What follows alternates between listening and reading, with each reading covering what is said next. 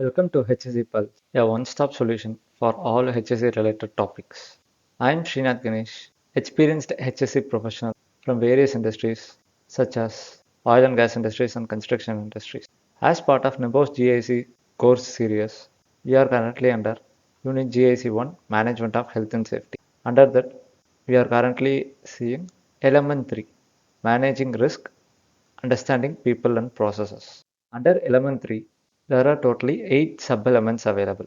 In this video, we are going to see completely about 3.2 Improving Health and Safety Culture. As we are going to cover the complete NEBOSH GIC syllabus in the upcoming videos. So kindly subscribe to HSE Pulse so that only further uploaded videos will come as a notification to your YouTube. Let's go into the video and discuss the topic in a detailed manner. Under element 3.2, improving health and safety culture, there are following sections available. We are going to see this only.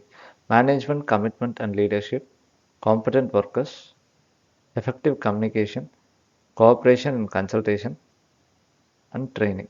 These are the methods through which we can able to improve the health and safety culture. So let's see each method and discuss it in a detailed manner. Management, commitment, and leadership. Management commitment from top level. Whatever the department, there are many departments such as HSE, maintenance, quality, many departments available in each company. When coming to maintenance, quality, or other than HSE department, whatever all the departments available such as production, quality, etc., it may either work from top level to bottom level or bottom level to top level. But when coming to HSE department or safety department, it only works from commitment from the top leadership level persons. Without commitment from top leadership, health and safety department is a total failure. So let's see. It starts from senior management. Provide strong leadership in health and safety. They will be responsible for setting clear policy, aims, and objectives. Setting clear health and safety policy, the aims in the long term, what we need to achieve, such as zero accidents, zero lost time injuries, zero fatalities, like that. The objectives, how we are going to achieve that aim. Providing so much number of trainings, conducting adequate number of inspections, so like that. Motivate all levels of employees. Cascading commitment. Middle and junior managers implement policies. So top level, they will be framing and developing the policies. The middle and junior managers, they will implement it. Set safety priorities for their teams. Under their team, whatever the targets they wish to achieve, they will set that. Ensure safety is followed at all levels. Then visible leadership. Top management personnel should behave as lead by example by working safely, attending safety meetings frequently, participating in safety tours or conducting audits in the company, and actively promote safety improvements. Enforcing safety. Follow and enforce safety rules. Recognize and reward safe behavior. Who are involved in safe behavior, encouraging them by providing proper rewards and recognitions. Correct unsafe actions immediately. Do not allow unsafe work practices. Avoid blame culture. So instead of blaming, encouraging the people to guide in the right direction. Do not overuse punishment. Encourage reporting of incidents and near misses. Create open and positive safety culture. Then disciplinary actions. Use only when it is necessary and fair. Serious violations may lead to dismissal. Maintain discipline in safety practices. So it should be used only when it is necessary and it is fair. Not for simple reasons. No disciplinary actions are entertained. Only wherever it is reasonable and necessary. Competent workers. Through competent workers only, we can able to improve the health and safety culture. Who are mean by competent workers? The persons who are having a sufficient training, knowledge, ability and experience to carry out the work allocated to him. Able to work safely without risk to health.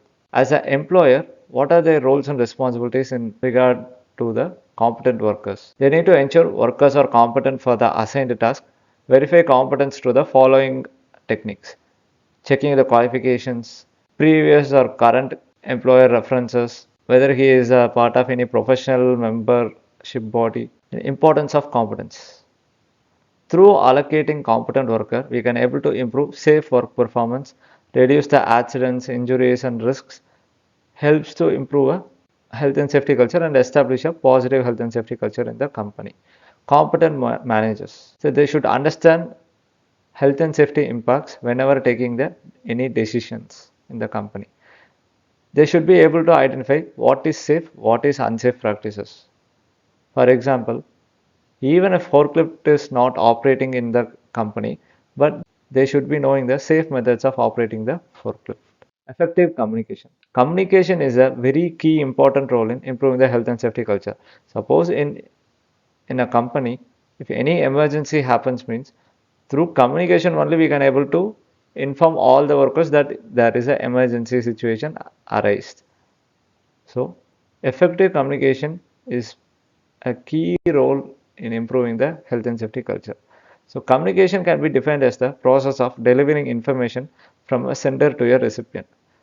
For the communication to be effective, the correct information need to be transmitted, received, and understood very well. There are many methods of communication: verbal, written, and graphic communication. Verbal communication. It uses the spoken words such as face-to-face conversation, meetings, interviews, training sessions, or by telephone, or by a common paging system, okay, like mic system we can say. So under this, what are the benefits and limitations? Benefits are it will be personal. This communication is quick and direct communication to the person is possible easily. Allows for checking for understanding. Allows for feedback for the recipient to give. Allows for exchange of views. Usually allows for additional information to be transmitted by means of tone of voice, facial expression, and body language, etc. What are the limitations? Language barrier may exist. So through verbal communication, if in other language the information is communicated, then recipient can't able to understand language is not if the language is not known by the recipient. Jargon may not be understood. Short slogans alone may not be understood. Strong accent or dialect may interfere. Background noise may interfere. Recipient may have poor hearing. Message may be non-clear, which is ambiguous. Recipient may miss important key information while communication. Recipient may forget information. No written record as proof. So if one communication is passed means later the person may forget or there will be no proof what he is communicating. So that only in companies and all officially written communication is considered. Whatever the decision taken that should be recorded by written communication such as mails or letters. Poor transmission quality if by telephone or public announcement system. Written communication. Written communication uses the words such as reports, memos, email, notice boards, company handbook, policy document, risk assessment, minutes of meetings, etc. Here, what are the benefits are? It will serve as a permanent record. Once it is written means it will serve as a permanent record until we revise and amend that document.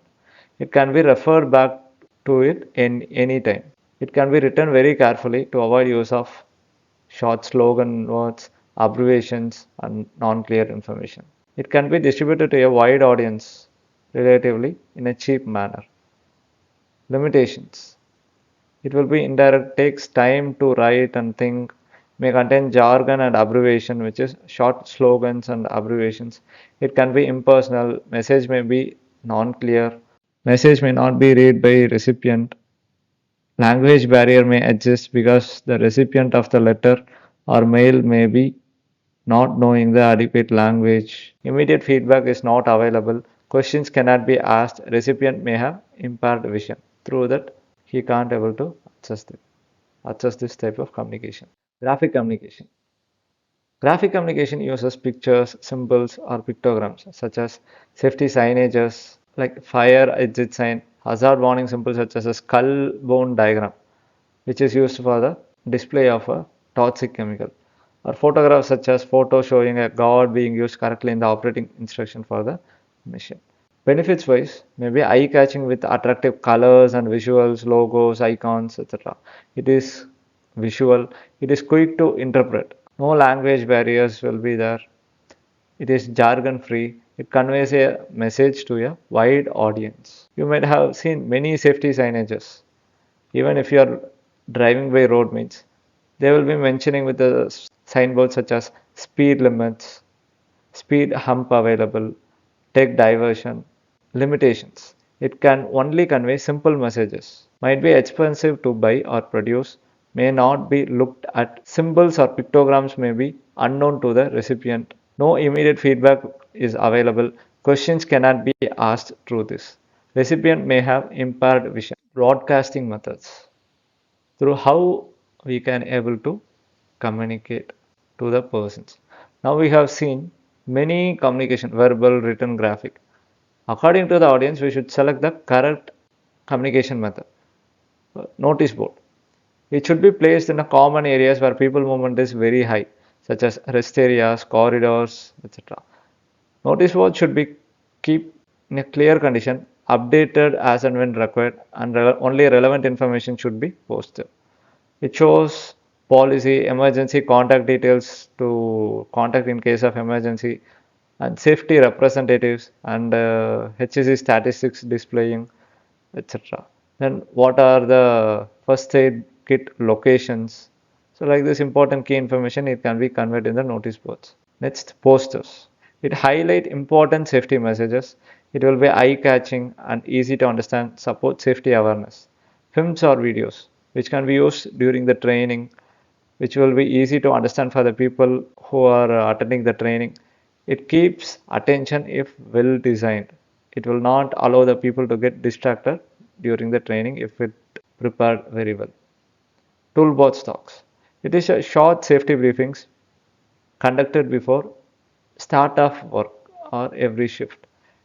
It helps to improve awareness and discussion of the hazards and risks existing in the workplace before starting of the work itself. Digital media and internet. Use phones, computers and tablets. Share policies, procedures and videos. Easy and quick access to information through digital media and intranet. Memos and emails. It provides specific instructions or updates related to any important information. It is clear and direct communication, and it is also a formal way of communication. Only limited feedback we can able to get through this. Worker handbooks. Usually in every company, when you join the company, they will give you the worker handbooks. In not all the companies, but in some of the companies they will give. So it contains safety rules and procedures.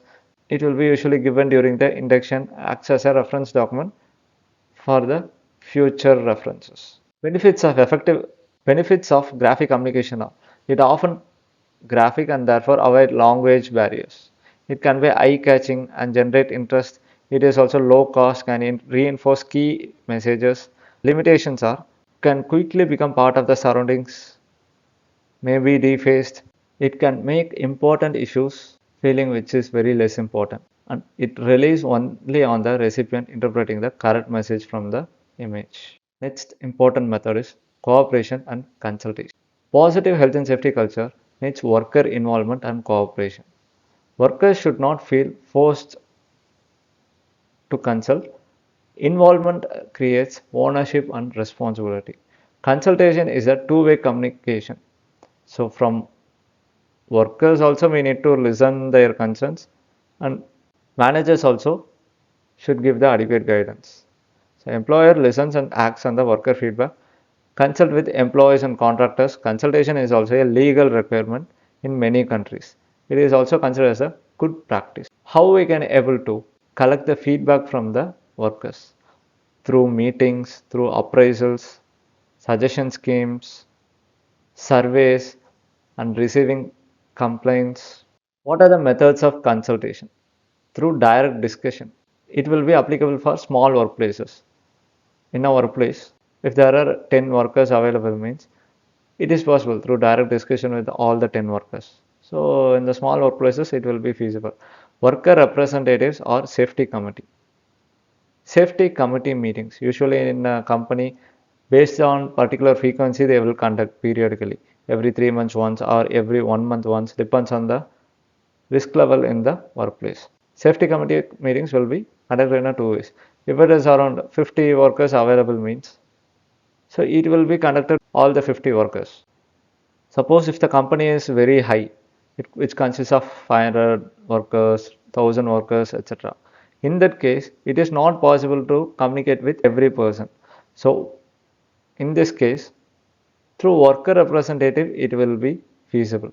So there will be many teams available like scaffolding team, welding team, lifting team, etc. For each team, there will be one worker representative available conducting safety committee meeting with the worker representative. So they will be representing the workers' concerns who are under their team. Safety committee should include managers and workers. It should be conducted regularly to discuss safety issues. Functions of a safety committee: for reviewing the accident and illness data, check inspection and audit reports and points whether it is an open condition or it is closed, consider worker feedback for new upcoming things or any issues they are facing, help develop safety policies, monitor training and communication, focus on improving safety and not simply blaming. One of the methods is training. What is meant by training? Even you might have experienced many trainings, participated in that. Okay, so let's see. Health and safety training can be defined as the planned formal process of acquiring and practicing knowledge and skills in a relatively safe environment. So acquiring the knowledge and practicing it, that is the ultimate meaning of the training. Training is required in different situations to ensure proper safety. Training helps workers to work safely and reduce the risks existing in the workplace. Now let's see under what are all the circumstances workers need to be trained or training need to be provided to the workers. For the new workers, whenever any new worker joins the company, usually induction training needs to be provided. Induction training will be provided at the start, which covering safety rules, emergency procedure, first aid arrangements, who are the first aiders, who are the fire wardens, including all the complete overview it will be covering. Then job change. Whenever a person is changing the job inside the company, then need official on-job training. For example, a person is working in the operation of cutting machine. Suddenly he is changed to operating the drilling machine. So in this case, training need to be provided. Training to be provided for new roles. It helps to manage new hazards and risks existing in the new job. Process change. Whenever work methods change, then a separate training need to be provided regarding that, which is training on new safe procedures. Then whenever new technology is introduced, then also training need to be provided. Training to use equipment safely, to understand new risks, etc. New legislation. Every company is bound to operate with legal rules and regulations. If there are any changes or any updation or any amendment in the legal rules and regulations, then a training need to be provided. Training on updated laws and requirements, it helps to ensure compliance and safe practices. That's it about the element 3.2, improving health and safety culture. Hope you all have a good idea regarding the discussed topic.